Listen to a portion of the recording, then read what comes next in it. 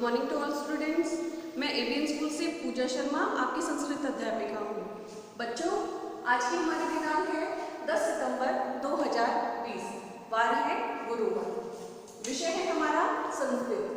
कक्षा सप्तमी, कालांश द्वितीय, चतुर्थ पाठ है, चौथा पाठ कौन सा है? देखो बच्चों, हास्य बाल कवि सम्मेलन।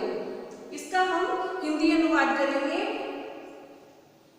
बच्चों, आज मैं आपका रुचिरा भाग 2 जिसका चतुर्थ है पाठ है, चौथा पाठ है हास्य बाल कवि सम्मेलनम। हास्य मीन्स हंसना, बाल कवि जो कवि हैं हमारे बालक बन रहे हैं और वह सम्मेलन कर रहे हैं। कौन सा? हास्य कवि सम्मेलन कर रहे हैं, हास्य बाल कवि सम्मेलन कर रहे हैं।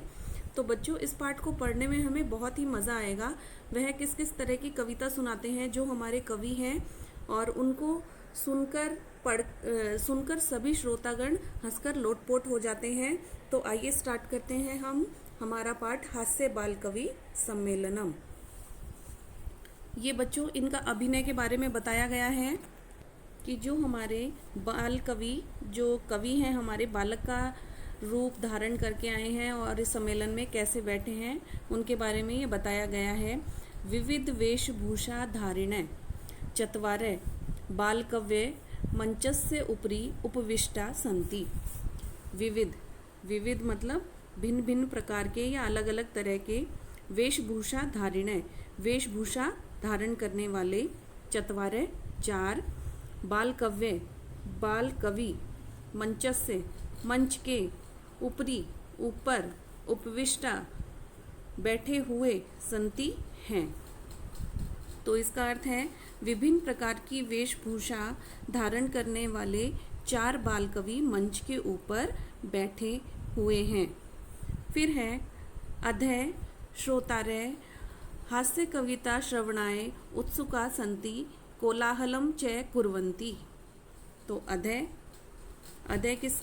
का अर्थ है नीचे, श्रोतारय सुनने वाले, हास्य कविता श्रवणाय हास्य कविता सुनने के लिए, उत्सुक हैं या लालायित हैं, संति मीन्स हैं, कोलाहलम च कुर्वन्ति कोलाहल मतलब हल्ला गुल्ला, शोरगुल, शोर शराबा, और च मतलब और, कुर्वन्ति यानी करते हैं। तो इसका अर्थ है नीचे श्रोता हास्य कविता सुनने के लिए उत्सुक हैं, और च मतलब और, शोरगुल कर रहे हैं, शोर शराबा कर रहे हैं। जैसा कि आप देख सकते हो, ये चार कवि हैं जो बाल कवि बनकर आए हैं, बच्चों की तरह बन के आए हैं और हास्य कविता का प्रदर्शन करेंगे। यहाँ पे सबको हंसाएंगे और ये सभी श्रोतागण हैं, सुनने वाले हैं, जो हंसकर लोटपोट हो जाएंगे। अब है संचालक है मतलब संचालन करने वाला। ये जो आप देख रहे हो माइक पे जो आदमी खड़ा है, यह संचालन कर रहे हैं। तो ये कह रहे हैं अलम कोलाहलेन, अलम मतलब मत करो, कोलाहलेन शोर शराबा, कि शोर शराबा मत करो, अद्य परम हर्षस्य अवसरे यत् अस्मिन् कवि सम्मेलने काव्य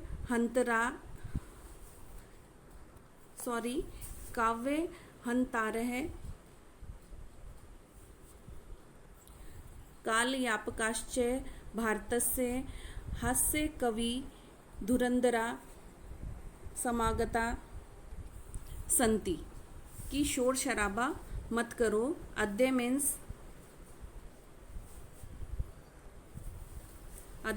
आज, परम मीन्स अत्यंत, हर्ष के साथ, प्रसन्नता के साथ, अवसर है मौका है, यत मतलब कि, अस्मिन इस, कवि सम्मेलन में, काव्या हंतारः है काव्य को नष्ट करने वाले, काव्य का अंत करने वाले, काव्या हंतारः है, कालयापकाश्च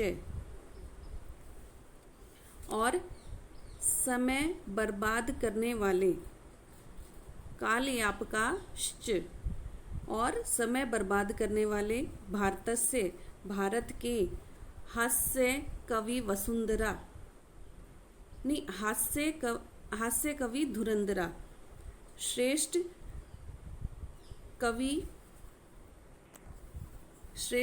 हास्य कवि समागता आए हुए हैं। फिर है एहि कर्तल ध्वनिना वयम एतेषाम स्वागतम कुर्मः। तो आइए, एहि मतलब आइए, कर्तल ध्वनिना तालियों से, वयम हम सब, एतेषाम इसका या इनका स्वागतम स्वागत कुर्मः करते हैं। तो बच्चों इसका अर्थ है, संचालक महोदय कह रहे हैं कि शोर मत करो, आज बहुत प्रसन्नता का मौका है। इस मौका है कि इस कवि सम्मेलन में काव्य की हत्या करने वाले या काव्य का अंत करने वाले और समय बर्बाद करने वाले भारत के श्रेष्ठ हास्य कवि आए हुए हैं। आइए तालियों से इनका स्वागत करते हैं। तो बच्चों इस पूरे पैराग्राफ का अर्थ ये है। तो देखिए बच्चों, सबसे पहले हमारे गजाधर नाम के कवि हैं, वह मंच पे आए हैं और कह रहे हैं, सर्वे भयो रसिकेभ्यो नमो नमः, कि सभी नीरस जनों को नमस्कार है। नमो नमः नमस्कार है, बार बार नमस्कार है। जो एकदम नीरस हैं, जिनके मन में कोई भी रस नहीं है, उन सभी को मेरा नमस्कार है, बार बार नमस्कार है। प्रथमम तावद अहम आधुनिकम वैद्यम उद्दिश्य स्वकीयम वाक्यम श्राव्यामि। प्रथमम मतलब पहले, तावद तो, अहम मैं, आधुनिकम आजकल के, वैद्यम चिकित्सक, आजकल के जो वैद्य हैं, चिकित्सक हैं, डॉक्टर हैं। उद्देश्य मतलब लक्ष्य करके या उद्देश्य करके, स्वकीयम अपने, काव्यम कविता को, अपने काव्य को, श्राव्यामि सुनाता हूँ। तो सभी नीरस जनों को बार बार नमस्कार है। सबसे पहले तो मैं आधुनिक, आजकल के वैद्य को लक्ष्य करके अपनी कविता सुनाता हूँ। तो कविता सबसे पहले कौन सुना रहे हैं? गजाधर कवि। तो हमारे गजाधर कवि देखो क्या कहते हैं, कैसे कविता सुनाते हैं अपनी।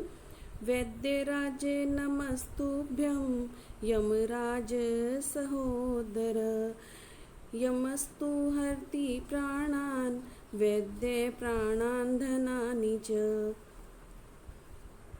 तो बच्चों देखिए गजाधर कवि कहते हैं, वैद्यराज, वैद्य जी, नमस्तुभ्यम तुम्हें नमस्कार है, क्योंकि यमराज सहोदर, यमराज जो हैं वो आपके सहोदर हैं। राज मतलब वैद्य जी, नमस्तुभ्यम तुम्हें नमस्कार है, यमराज सहोदर है, हे यमराज के भाई। यस्य तु हस्ति प्राणान वैद्य, यमस्तु, यमस्तु मीन्स यम तो हरती, हरता है, प्राणान प्राणों को, वैद्य प्राणान धनानि च और वैद्य प्राण और धनों को हरता है। तो बच्चों गजाधर जी ये कहना चाह रहे हैं कि यमराज के भाई, कि हे यमराज के भाई वैद्यराज तुम्हें नमस्कार है। यमराज तो प्राणों को ही हरता है, परंतु वैद्य तो प्राण और धन दोनों का ही हरण करता है। सर्वे उच्च हसंती, सभी जोर से हंसते हैं। उच्चई मीन्स जोर से, सर्वे मीन्स सभी, हसंती मीन्स हंसते हैं। तो यहाँ गजाधर कवि ने अपनी कविता सुना दी है और सभी जोर जोर से हंस रहे हैं। फिर हमारे आते हैं कालांतक है। काल का अंत करने वाले। देखो बच्चों, यहाँ पात्रों के नाम भी अलग अलग और बहुत ही चुन चुन के रखे हैं। कालांतक, काल का अंत करने वाला। तो फिर कालांतक कवि आते हैं। अरे वैद्यास्तु सर्वत्र परंतु न ते मादृशा कुशला जनसंख्या निवारणे। अरे मतलब अहो, वैद्यास्तु वैद्य तो सर्वत्र सभी जगह हैं। क्या कह रहे हैं? अरे अहो, वैद्य तो सभी जगह हैं, परंतु, परंतु मतलब लेकिन, ते मतलब वे, मादृशा मेरी तरह, मेरी तरह, मादृशा मेरी तरह, जनसंख्या निवारणे जनसंख्या का निवारण करने में, ममापि काव्यम इदम, ममापि काव्यम इदम शृण्वन्तु भवन्तः। ममापि मतलब मेरे भी, काव्यम, काव्य मीन्स काव्य को, इदम इस, भवतः आप लोग, शृण्वन्तु, शृण्वन्तु का मतलब सुने। अब देखो कालांतक कवि क्या कह रहे हैं कि अरे वैद्य, वैद्य तो सब जगह होते हैं, परंतु वे जनसंख्या कम करने में मेरे जैसे दक्ष नहीं हैं, मेरे जैसे कुशल नहीं हैं। मेरे भी काव्य को आप लोग सुनिए, कि जो मैं काव्य सुना रहा हूँ आप उस काव्य को भी सुनिए। तो उनके कहने का मतलब है कि वैद्य तो सब जगह होते हैं, परंतु जनसंख्या कम करने में मेरे जैसे दक्ष नहीं हैं वो, और आप मेरा भी काव्य सुनिए। देखो कालांतक कवि अभी अपनी कविता सुनाते हैं। चिंतां प्रज्वलितां दृष्ट्वा वैद्यो विस्मयमागतः, नाहं गतो न मे भ्राता कस्येदं हस्तलाघवम्। तो इसका अर्थ है बच्चों, चिंता मतलब चिंता को, प्रज्वलिताम जलती हुई या प्रज्वलित करती हुई, दृष्टवा देखकर, विस्मय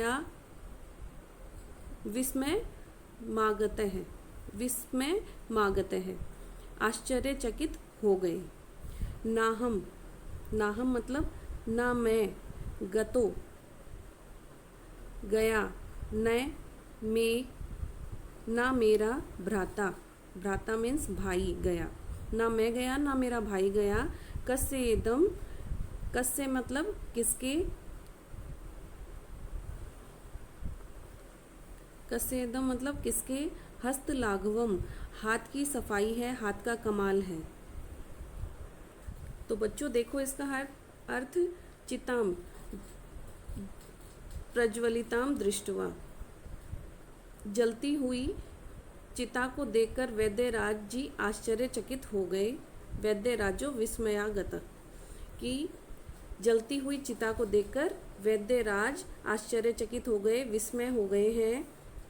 ना हम गतो ना मैं भ्राता, कि ना तो मैं गया और ना ही मेरा भाई गया। यह किसके हाथ की सफाई है, यह काम किसने किया है, बहुत ही सफाई से किया है।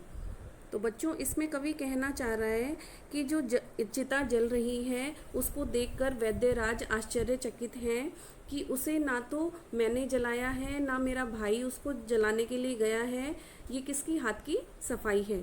सर्वे पुनः हसंती, सब पुनः मीन्स फिर, हसंती मीन्स हंसते हैं, सब फिर हंसते हैं। अब देखो बच्चों हमारे कवि आ रहे हैं तुंदिल। तुंदिल मतलब तोंद वाला, जिसकी बाहर तोंद निकली हुई है। बहुत ही अच्छे पात्र यहाँ पे चुन चुन के लाए हैं हास्य बाल कवि हमारे, और अपना नाम उन्होंने इस तरह से रखा है तुंदिल, यानी जिसकी बाहर तोंद निकली हुई है उसे हम तुंदिल कहते हैं। तुंदस्य उपरि हस्तस्य आवर्तयन, तो इसमें जो तुंदिल कवि हैं वह अपना अभिनय करने आ रहे हैं मंच पर, और अपने तुंदिल, तुंदिल मतलब पेट पर या तोंद पर, हस्तम हाथ, आवर्तयन फेरता हुआ। जो हमारा तुंदिल कवि है वह मंच पे आ रहा है और अपनी तोंद पर हाथ फेरते हुए आ रहे हैं। तुंदिलो अहम भो, वह कह रहा है कि मैं तोंद वाला मोटे पेट वाला हूँ। भो मीन्स अरे, कि अरे मैं मोटे पेट वाला हूँ। ममापि इदम काव्यम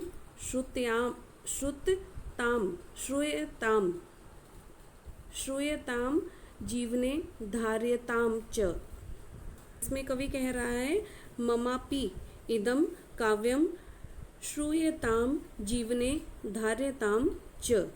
ममापि मतलब मेरे भी, इदम मीन्स इस, काव्यम काव्य को या कविता को, श्रूयताम सुनिए, जीवने मतलब जीवन में, धार्यताम धारण, और जीवन में धारण कीजिए, चय मतलब और। तो इसका अर्थ है तोंद के ऊपर हाथ फेरते हुए मैं तुंदिल मोटे पेट वाला या मोटी तोंद वाला हूँ, मेरा भी यह काव्य सुनिए और जीवन में धारण कीजिए। देखिए बच्चों, यहाँ तुंदिल कवि अपनी कविता कैसे सुना रहे हैं। परान्नम प्राप्ये दुर्बुद्धे माँ शरीरे दयां कुरु, परान्नम दुर्लभम लोके शरीराणि पुनः पुनः। तो यह उनकी कविता है। तो इनका अर्थ है, देखिए, तो परान्नम मतलब ये दो चीज़ों से मिलके बना है। पर प्लस अन्नम, पराया अन्न। प्राप्य मीन्स प्राप्त करने योग्य है, अर्थात प्राप्त करो। दुर्बुद्धे मतलब अरे दुर्बुद्धि वाले या मूर्ख। माँ कुरु मत करो। शरीरे मतलब शरीर पर, दया माँ कुरु, दया मत करो। फिर है परान्नम यानी पराया अन्न। दुर्लभ से मिलता है, बहुत कठिनाई से मिलता है, मुश्किलों से प्राप्त होता है। लोके मीन्स संसार में, शरीराणी शरीर को, पुनः पुनः बार बार। तो इसका अर्थ है बच्चों, देखिए आप, कि हे दुष्ट, अरे दुष्ट बुद्धि वालों, पराया अन्न प्राप्त कीजिए, शरीर पर दया मत कीजिए। ये मत सोचिए कि हमारा शरीर खराब हो जाएगा, मेरे पेट में दर्द हो जाएगा ज़्यादा खा लूँगा तो, या मैं कैसे खाऊँ, मेरे उल्टियाँ हो जाएगी। आप शरीर की चिंता मत कीजिए। अगर आपको दूसरा अन्न मिल रहा है या पराया अन्न मिल रहा है तो उसको ग्रहण कर लीजिए, अपने शरीर को मत देखिए। क्योंकि लोके मीन्स संसार में पराया अन्न दुर्लभ होता है, क्योंकि संसार में पराया अन्न जो दूसरों का अन्न है वो बहुत दुर्लभ होता है, बहुत मुश्किल से मिलता है। शरीर तो बार बार प्राप्त होता है, कि हमारा मनुष्य शरीर तो बार बार मिलता है, पर पराया अन्न बार बार नहीं मिलता। तो आपको कभी भी पराया अन्न मिले तो उसे खा लीजिए, अपने शरीर का ध्यान मत रखिए। सर्वे पुनः अट्टाहास्य कुर्वन्ति, सब पुनः फिर, अट्टाहास्य ठहाका मारकर हंसते हैं। अट्टाहास मतलब ठहाका मार के हंसते हैं, हा हा हा हा। इसका मतलब होता है सब हा हा करके हंस रहे हैं। कौन? श्रोतागण।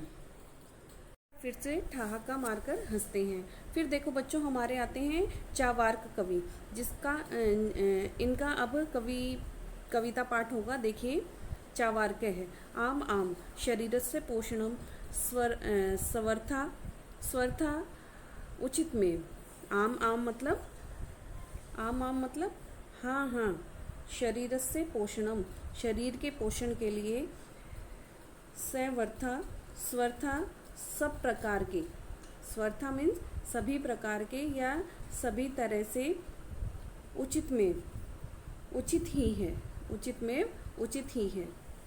तो तो कवि कह रहे हैं कि हाँ हाँ, शरीर के पोषण के लिए सभी तरह से उचित है।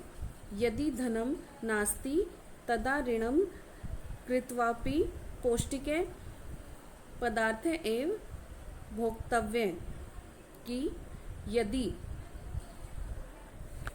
यदि धनम नास्ति, यदि आपके पास में धन नहीं है, तदा तब, ऋणम मीन्स ऋण या कर्जा, कृत्वापि करके भी, पौष्टिक है, पौष्टिक पदार्थ है, पौष्टिक पदार्थों का ही भोक्तव्य मतलब उपभोग करना चाहिए। कि यदि आपके पास में धन नहीं है तो भी हमें ऋण लेकर या कर्जा लेकर पौष्टिक पदार्थों का उपभोग करना चाहिए। तथा कथयति चावार्क कवि, तथा मतलब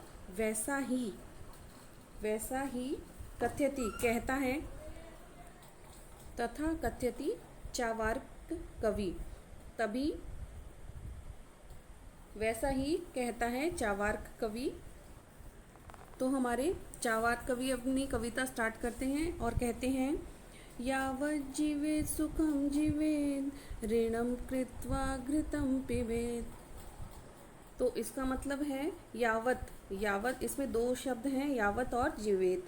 तो यावत जब तक, जीवित हो या तुम्हारी जिंदगी है, सुखम जीवेत सुख से जियो, ऋणम कर्जा लेकर, ऋणम मतलब कर्ज या ऋण,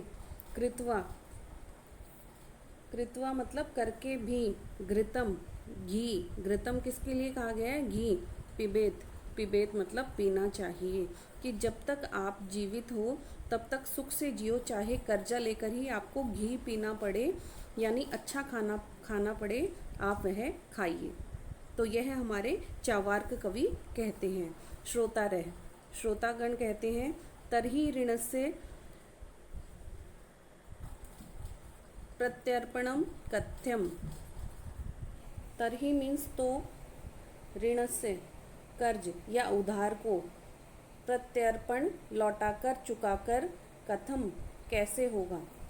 तो इसका अर्थ है, श्रोतागण कह रहा है, जो श्रोता है सुनने वाला है, उनमें से ही एक श्रोतागण कह रहा है कि अगर हम ऋण लेकर खाएंगे, ऋण लेकर या कर्जा लेकर हम अच्छा खाना खाएंगे तो कर्ज लौटाना कैसे होगा या कर्ज हम कैसे चुकाएंगे। इसका अर्थ ये है। चावार्क कवि बोलता है, श्रूयताम मम अवशिष्टम काव्यम। श्रूयताम मीन्स सुनिए, मम मीन्स मेरा, अवशिष्टम यानी बचा हुआ, अवशिष्ट जो मेरा शेष बचा हुआ काव्य है उसको सुनिए। तो देखिए चावार्क कवि आगे का शेष काव्य कैसे कहते हैं, घृतम पीत्वा श्रमम कृत्वा ऋणम प्रत्यर्पित जनः। तो इसका अर्थ है बच्चों, घृतम मीन्स घी को, पीत्वा मीन्स पीकर, श्रमम यानी श्रम को या मेहनत, कृत्वा मीन्स करके, और ऋण या कर्जा, प्रत्यर्पेत मतलब चुकाना या लौटाना, जनह मीन्स मनुष्य को। तो इसका अर्थ है, घी पीकर परिश्रम कर मनुष्य को कर्जा चुकाना चाहिए। कि अगर मनुष्य कर्जा कर घी पीता है और परिश्रम करके उसको वह चुकाना चाहिए। अगर इसमें देखिए ये दे रखा है कि हमें चाहे कर्जा करके ही घी पीना पड़े या अच्छा खाना खाना पड़े तो हमें खाना चाहिए। तो दूसरे में कवि कह रहा है कि अगर हम घी पीकर और श्रम कर अच्छा खाना खाकर और परिश्रम कर कड़ी मेहनत करके हमें उसका कर्जा भी उतारना चाहिए। तो बच्चों कवि की यह बात सुनकर देखो क्या होता है। काव्य पाठ श्रवणेन उत्प्रेरित एकै बालको अपि आशु कविताम रचयति। कविता पाठ सुनकर उससे प्रेरित होकर एक बालक भी आशु कविता रचता है। आशु कविता किसे कहते हैं बच्चों? आशु कविता वह होती है जिसे हम तुरंत मन में जो हमारे विचार उत्पन्न होते हैं और तुरंत कह देते हैं। अचानक ही हमारे मन में विचार उत्पन्न होते हैं और हम उसकी कविता बनाकर कह देते हैं, तुरंत कविता बनाना। हास्यपूर्वकम च श्राव्यति, और हंसकर वह कहता है तथा हंसते हुए सुनाता है। तो देखिए इस लाइन की पूरी हिंदी। काव्य पाठ से प्रेरित हुआ एक बालक भी आशु कविता की रचना करता है तथा हंसते हुए सुनाता है। वह जो बालक है हंसते हुए अपनी आशु कविता को सुनाता है। तो देखिए कैसे सुनाता है वो। तो देखिए बालक क्या सुना रहा है। श्रूयताम भो कि माँ अपि काव्यम। श्रूयताम मतलब सुनिए सुनिए, भो मतलब अरे। तो बालक कह रहा है अरे सुनिए सुनिए माँ पे काव्य, मेरा भी काव्य। तो बालक अपनी आशु कविता सुना रहा है। तो देखिए बालक अपनी कविता सुना रहा है। गजाधरम कविम चैवे तुंदिलम भोज्यलोलुपम कालांतकम तथा वैद्यम चार्वाकम च नमाम्यहम।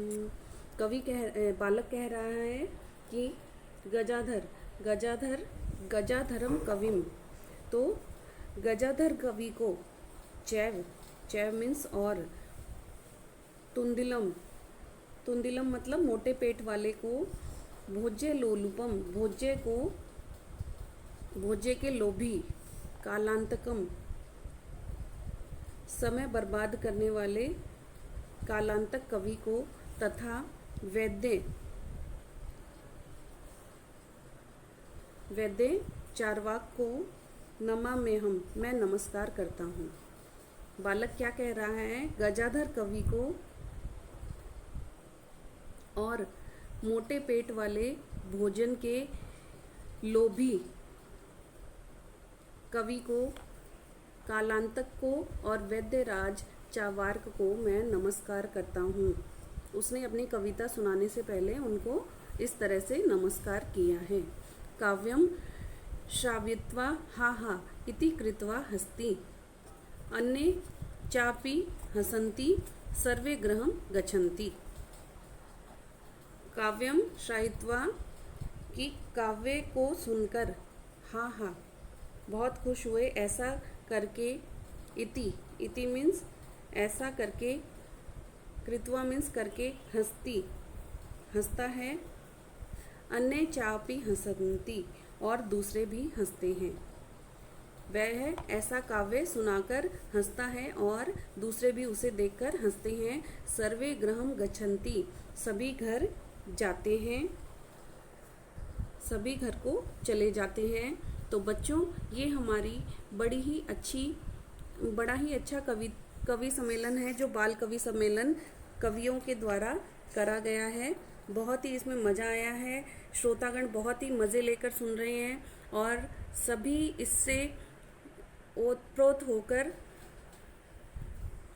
इनकी कविताओं का आनंद लेकर खुशी से बहुत अट्टहास कर रहे थे, बहुत खुश हो रहे थे और सब हंस कर लोटपोट हो गए।